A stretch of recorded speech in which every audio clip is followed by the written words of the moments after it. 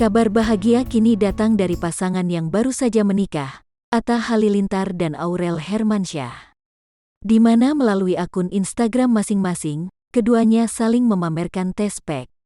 Dalam Instagram @aureli.hermansyah, Aurel membagikan potretnya bersama sang suami. Mereka terlihat memamerkan tespek yang menunjukkan tanda kehamilan. Melalui unggahan tersebut, ia pun mengucap syukur dan terima kasih atas pemberian Sang Pencipta.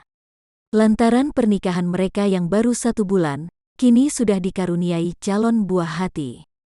Tak sampai di situ, Aurel juga meminta doa agar dirinya dan janin yang ada di kandungan diberi kesehatan. Mengetahui kabar bahagia ini, sang ibu sambung, Ashanty lantas menuliskan komentar. Ia menyampaikan ucapan selamat kepada putri sulung Anang Hermansyah itu. "Selamat kakak," ujar Ashanty. Kabar bahagia ini juga dibagikan oleh Atta Halilintar melalui akun @atta_halilintar. Dalam foto yang diunggah, nampak sang YouTuber mencium sambil memegang perut Aurel.